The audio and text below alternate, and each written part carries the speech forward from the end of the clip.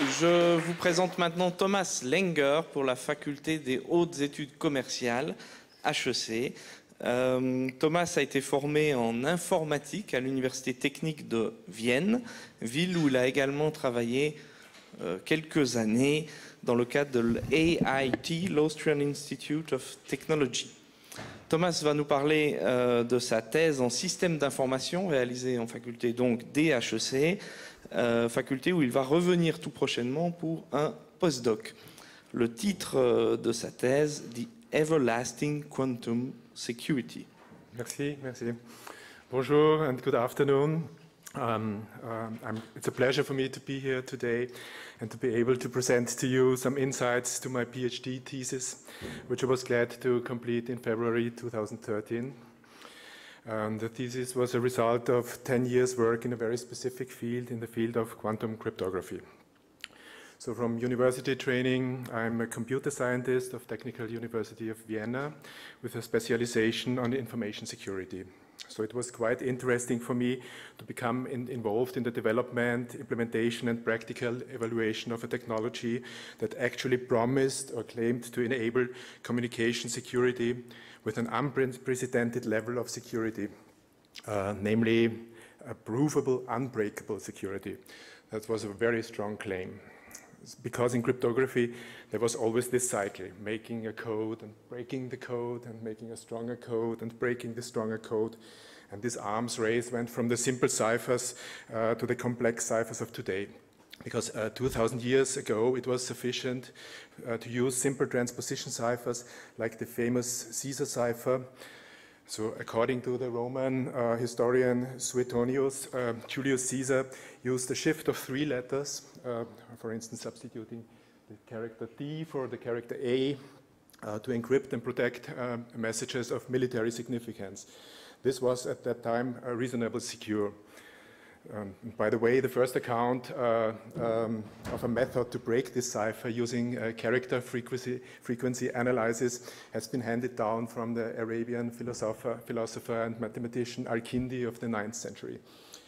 So this spiral of inventing and breaking codes went on to the Middle Ages, to the German Enigma in World War II, for the breaking of which in Bletchley Park, the famous mathematician Alan Turing invented the electromechanical computer. Even the ciphers we use today on the internet, for instance in online banking, they may also be decrypted sometime in the future. And there is even a website with recommendations which gives expiry dates to cryptographic algorithms currently used. So you see that some algorithms are considered secure until end of next year or till 2021 and so on. So at this point, quantum cryptography appeared and claimed to have the ability to break the cycles of this arms race. The basic principles of quantum cryptography originate from Albert Einstein,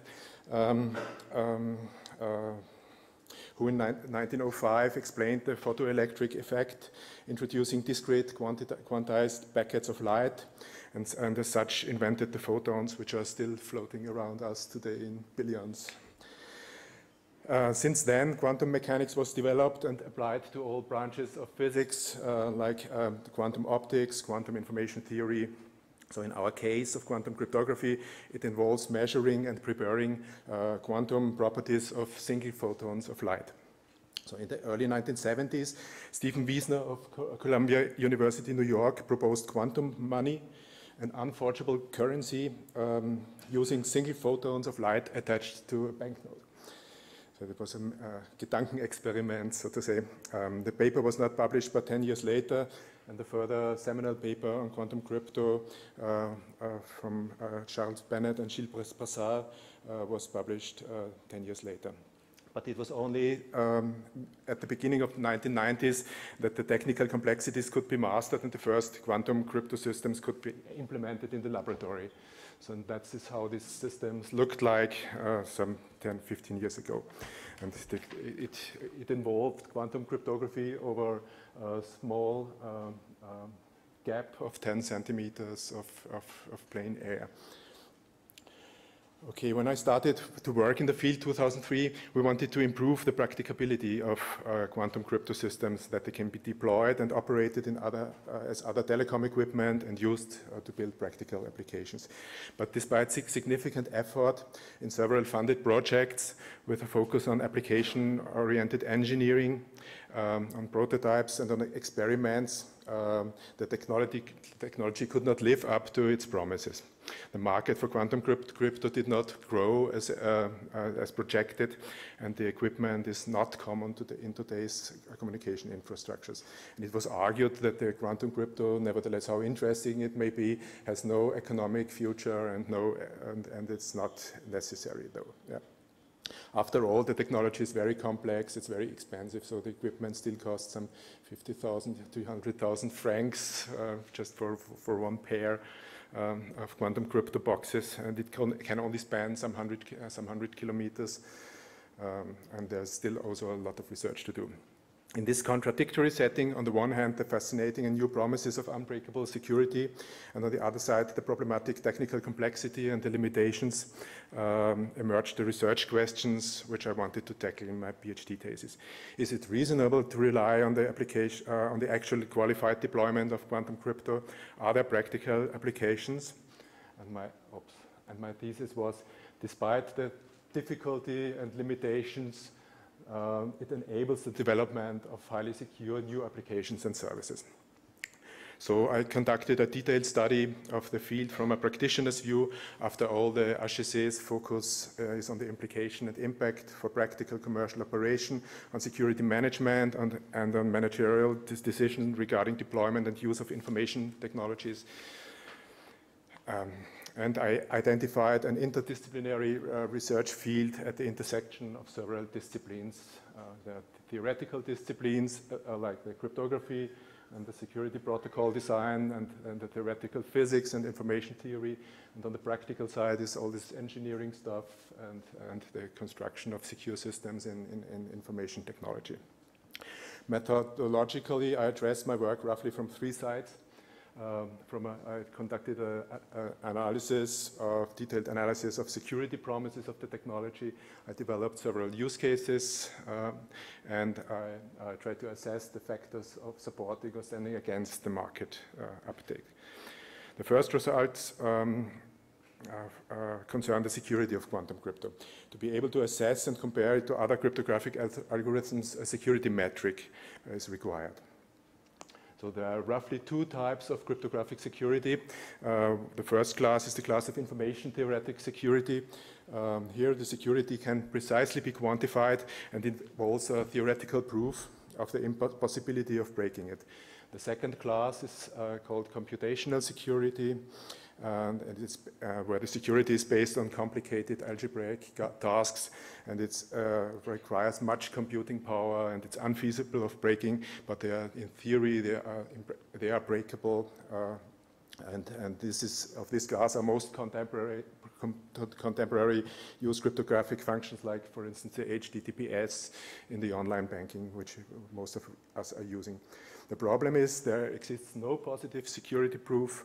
An efficient method for breaking the code may once be found, and one day you might be able to recover the encrypted messages. So quantum crypto is of the subclass of information theoretic security, where there are only very few cryptographic functions, and so it actually would be worth exploiting it. So what are the promises of security functions with information theoretic security? And the most important difference to the class of computational security is that it enables long-term, everlasting security, which is defined in a paper as the security. The data remains secure even if the complexity assumptions underlying the protocol become invalid in the future. But is everlasting security really necessary? It's clear that, for instance, for online banking, it would be sufficient that the transaction remains secure until it is booked at the bank. This is only a very short time. Besides that, it should remain confidential because it's private information, which is only of the business of the bank and of yourself. So there are certainly applications where computationally secure cryptography is fully sufficient. But are there applications that would require information theoretic security? And this all depends on the data. An attacker could intercept and store encrypted data, and this is exactly what the NSA are doing in the United States. They are storing everything, and they are waiting for the time when they would become able to break it. So actually, such a very strong encryption like this quantum cryptography is not sensible for the banking data I mentioned earlier, or for other ephemeral data like web browsing data or most emails, but consider, for instance, medical data. According to regulation in Europe, medical data has to remain confidential for a time span between 20 and 100 years. And this cannot be safely guaranteed with conventional cryptographic methods. Or think about biometrical data or DNA data. What's more, such data, it cannot be revoked or repaired. A breach cannot be repaired. So for instance, like in banking, where after a compromise, all the mess can be cleaned up, or a new account can be issued altogether, the passwords can be changed. But once the biometric data is revealed, you cannot change it. Yeah? You only have one set of biometric data.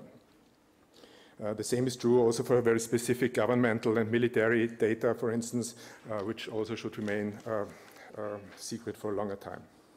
So I hope to have shown that there exists a necessity for strongest unbreakable cryptography.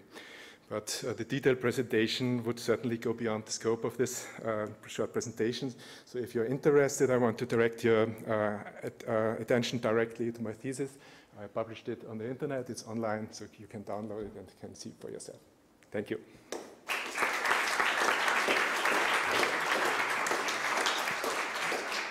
Thank you, Thomas. Any question in English or in French ou en français? Question pour Thomas sur la sécurité quantique.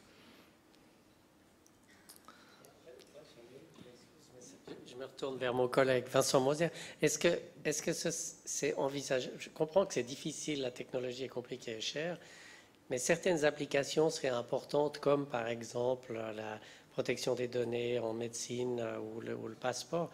Est-ce qu'on peut imaginer développer des applications seulement pour un certain nombre d'applications, justement? Ou bien c'est économiquement complètement fou? Yes, there are applications where the economy doesn't play such a role. So if you think, for instance, for a government in a capital city, they can interconnect the ministries and their sites, and it could also be quite expensive. And there are certainly applications, for instance, also in critical infrastructures, if you think about airports or power stations, also to protect the communication networks, it would be reasonable already now. So the economies of scale, it did not yet kick in, so it might be, it's a very projected, technology projected in the future. It might be still 10 or 20 years off until it will be in very many applications. Une autre question. J'ai toujours voulu savoir moi-même si le roman de Georges Perec, La disparition, sans la lettre E, posait des problèmes insurmontables à vous autres, cryptographes, casseurs de code, ou est-ce que cela est résolu en un dixième de fraction de seconde par vos ordinateurs? So you're asking because of the frequency analysis of these codes. So if you only leave out one character, it might be very insignificant. So it might not change the overall statistics, I would argue. Merci.